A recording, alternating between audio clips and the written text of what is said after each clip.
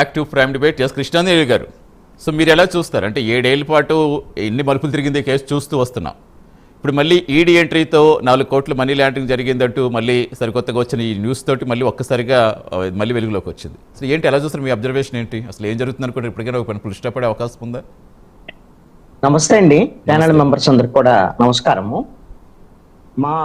మాజీ ముఖ్యమంత్రి వైఎస్ రాజశేఖర్ రెడ్డి సోదరుడు, అదేవిధంగా మాజీ ముఖ్యమంత్రి జగన్మోహన్ రెడ్డి బాబాయ్ వివేకానంద రెడ్డి హత్య కేసుకు సంబంధించినటువంటి దర్యాప్తు ఇప్పటికే పూర్తయింది. సిబిఐ ఛార్జ్ షీట్లు కూడా వేసింది. ఇక దర్యాప్తు చేయాల్సినటువంటి అవసరం లేదు అని కూడా సిబిఐ తేల్చింది. కోర్టుకు కూడా స్పష్టత ఇచ్చింది సిబిఐ. ఇక ఏ విధమైనటువంటి దర్యాప్తులు చేయాల్సినటువంటి అవసరం లేదు, ఏ కోణంలో దర్యాప్తులు చేయాల్సి మిగిలి లేవు అనేటువంటి విషయాన్ని కూడా సిబిఐ చెప్పేసింది ఆల్రెడీ. ఎందుకంటే సునీత రెడ్డి ఈ ప్రభుత్వం వచ్చిన తర్వాత ఇంకా చాలా కోణాల్లో దర్యాప్తు జరపాలి. ప్రధానంగా జగన్మోహన్ రెడ్డికి సమాచారం తెల్లవారుజామున ఎలా వచ్చింది కాబట్టి జగన్మోహన్ రెడ్డి అదేవిధంగా భారతీ రెడ్డి వీళ్ళకి సంబంధించినటువంటి వీళ్ళను కూడా విచారించాలి అనేటువంటి కోణంలో కూడా ఆవిడ కోర్టును ఆశ్రయించారు. కోర్టును ఆశ్రయిస్తే సిబిఐ ఎలాంటి దర్యాప్తు అవసరం లేదు అని సిబిఐ కోర్టుకు చెప్పింది. కోర్టు కూడా ఇంకా ఎలాంటి దర్యాప్తులు అవసరం లేదని తేల్చినటువంటి పరిస్థితి ఉంది.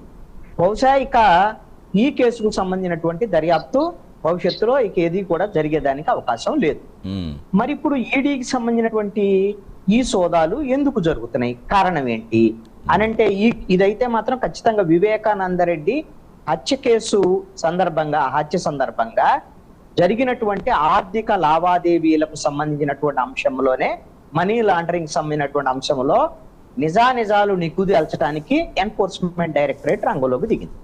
వాస్తవంగా ఈ కేసును దర్యాప్తు చేస్తుంది సిబిఐ. మరి సిబిఐ మనీ లాండరింగ్ వ్యవహారాలు ఉన్నాయి కాబట్టి 4 కోట్ల రూపాయలు చేతులు మారాయి అనేటువంటిది ఒక ఆరోపణ. ఈ కేసులో నిందితుడిగా ఉన్నటువంటి దస్తగిరి, మిగతా సునీలు, యాదవ్ వీళ్ళ విచారణలో ఇప్పుడు దస్తగిరి అప్రూవర్ గా మారాడు.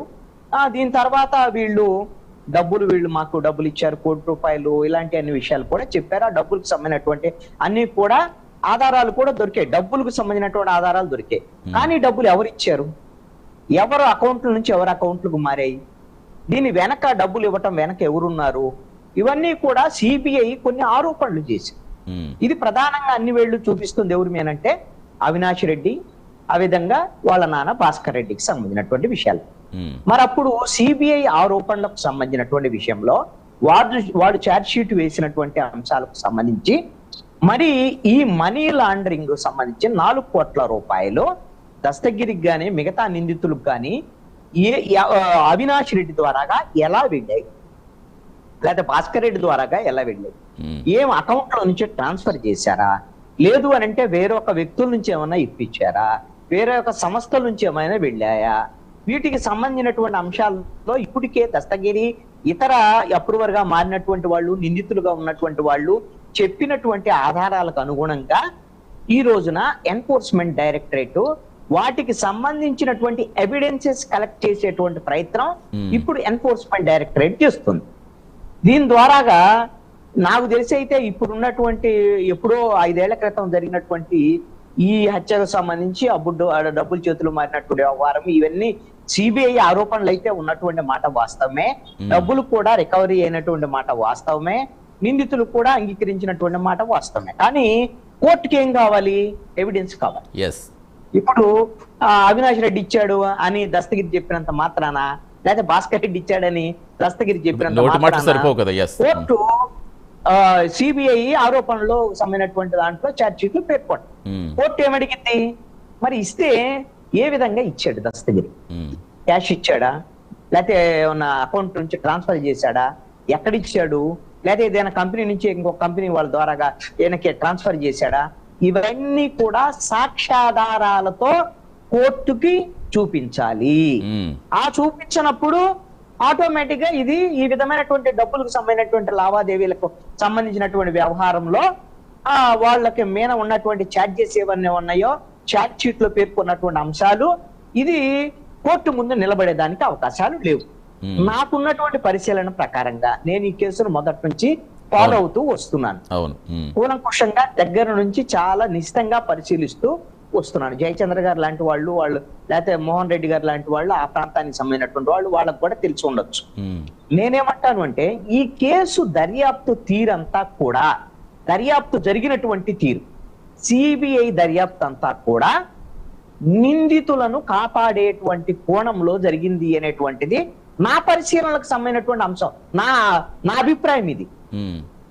ఎందుకలా అంటే అలా కాదు, ఎందుకంటే ఒక స్వతంత్ర దర్యాప్తు సంస్థలు అలాగెందుకు చేస్తాయనుకుంటున్నా అంటే అప్పుడు ప్రభుత్వంలో ఉన్నటువంటి వైఎస్ జగన్మోహన్ రెడ్డి ఆంధ్రప్రదేశ్ పోలీసుల ద్వారాగా వివేకానంద రెడ్డి హత్య కేసులో నిందితులుగా ఉన్నటువంటి వాళ్ళందరికీ ఆంధ్రప్రదేశ్ పోలీసులు సపోర్ట్ చేసేటువంటి విధంగా ఆంధ్రప్రదేశ్ లో వైఎస్ఆర్ కాంగ్రెస్ పార్టీ అధికారంలో ఉన్నప్పుడు సిబిఐ వాళ్ళని బెదిరించడం వీళ్ళే, సిబిఐ వాళ్ళ మీద కేసులు పెట్టడం, సిబిఐకి సంబంధించినటువంటి రామ్ సింగ్ మీద దర్యాప్తు అధికారి మీద కేసులు పెట్టడం, ఇవన్నీ చేసినటువంటి పరిస్థితులు ఇవన్నీ కూడా మనం చాలా సందర్భాల్లో డిస్కస్ చేసుకున్నాం.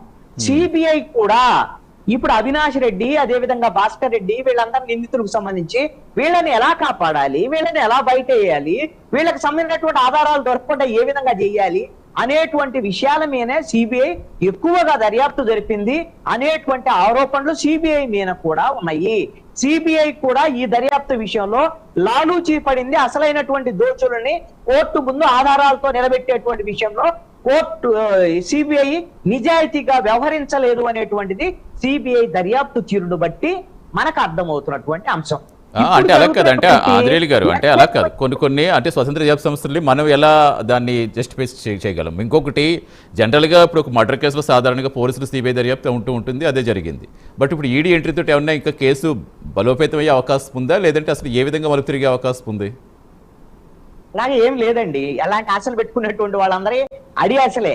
నేను ఎందుకు ఈ మాట చెప్తున్నా అంటే ఒక దర్యాప్తు సంస్థ మీద నేను ఆరోపణలు చేస్తున్నాను. ఏమని? వాళ్ళ దర్యాప్తు జరిగినటువంటి తీరు మీద నాకున్నటువంటి అనుమానాలు నేను చెప్తున్నాను ఒక సీనియర్ జర్నలిస్ట్ గా. వాళ్ళ దర్యాప్తు అంతా కూడా నిందితులను కాపాడేటువంటి ధోరణిలో నత్తనడకన సాగినటువంటి పరిస్థితులు ఉన్నాయి. ఇప్పుడు ఎన్ఫోర్స్మెంట్ డైరెక్టరేట్ కూడా రంగంలోకి దిగింది అని అంటే ఏదో అవినాష్ రెడ్డి ఆల్రెడీ అరెస్ట్ అయ్యాడు, బెయిల్ వచ్చింది. భాస్కర్ రెడ్డి ఆల్రెడీ జైలు జీవితం గడుపుతున్నాడు. నాకు తెలిసి ఆయన పేరోల మీద అప్పుడప్పుడు బయటకు వస్తూ ఉన్నాడేమో నాకు తెలియదు. ఇంకా కొంతమంది అందరు నిందితులు అరెస్ట్ అయిపోయినాయి, అన్ని అయిపోయినాయి, కేసు దర్యాప్తు అయిపోయింది, ఇంకా ట్రయల్ నడుస్తున్నటువంటి పరిస్థితులు. ఈ పరిస్థితుల్లో ఈ ఎన్ఫోర్స్మెంట్ డైరెక్టరేట్ రంగంలోకి దిగటం వెనక నాకు తెలిసి అవినాష్ రెడ్డికి భాస్కర్ రెడ్డికి అసలైనటువంటి నిందితులు ఉన్నారో వీళ్ళకి ఆర్థిక పరమైనటువంటి అంశాలకు సంబంధించి 4 కోట్లకు సంబంధించినటువంటి వ్యవహారంలో వీళ్ళ పాత్ర లేదు, వీళ్ళకి సంబంధించినటువంటి ఆధారాలు లేవు అని క్లీన్ చిట్ ఇచ్చేటువంటి ప్రయత్నాల్లో భాగంగా ఎన్ఫోర్స్మెంట్ డైరెక్టరేట్ ఇప్పుడు సోదాలు చేస్తుందేమో అనే అటువంటి బలమైనటువంటి అనుమానం నాకుంది. అంటే అదే ఎలా ఇప్పుడు మీరు అప్పుడు అలా కాదు, అంటే గత ప్రభుత్వం వాళ్ళకి అనుకూలంగా ఉంది కాబట్టి అని చెప్పి ప్రభుత్వాలు మారాయి. ఏ ప్రభుత్వం మారినా ఏం చేసేది లేదండి.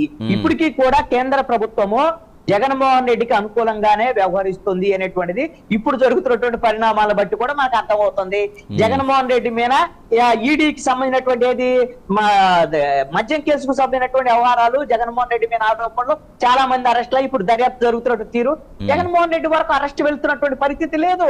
అందుకనే మీరు కూడా జనం ఎవరైతే ఉన్నారో ఇలాంటి భ్రమంలో ఉంటే ఇక్కడ కూటమి ప్రభుత్వం ఉంది, అక్కడ కేంద్రంలో కూడా ఉంది, కానీ జగన్మోహన్ రెడ్డి ఇటు వైసీపీ వాళ్ళు కాదు. ఇప్పుడే మోహన్ రెడ్డి గారు చెప్పింది మీరు కూడా విన్నారు. కావాలని ఏదో ఇది ఒక డైవర్షన్ పాలిటిక్స్ కోసం లేదా రాజకీయంగా లబ్ధి పొందడం కోసం మళ్ళీ బయటికి తీసుకొస్తున్నారు, ఏదో చేస్తున్నారు, అసలు అక్కడ ప్రూఫ్స్ ఏమైనా ఆయన అడుగుతున్నారు. మరి మోహన్ రెడ్డి గారి అభిప్రాయం అది. అదే నేను అంటుంటా, మోహన్ రెడ్డి గారిది కావచ్చు, వైసీపీది కావచ్చు, జనరల్ గా ఇప్పుడు ఇలా ఏంటిది అంటున్నారు, ఎప్పటికీ ఒక కంక్లూజన్ అయిన రాదో ఫుల్ స్టాప్ అనేది పడదా అంటున్నా. ఆల్రెడీ ఫుల్ స్టాప్ పడిందండి, అయిపోయింది కేసు దర్యాప్తు అని చెప్తున్నాను. రైట్. కేసు దర్యాప్తు మోహన్ రెడ్డి గారు ఏంటి మీరేం రెస్పాండ్, దీని గురించి రెస్పాండ్ తర్వాత మనం ఫ్లెక్సీల అంశాన్ని గురించి వెళ్దాం, దీని మీద రెస్పాండ్ అయ్యి వెళ్దాము. అందుకనే ఇప్పుడు ఎన్ఫోర్స్మెంట్ డైరెక్టరేట్ అనేటువంటిది మళ్ళీ ఇప్పుడు అవినాష్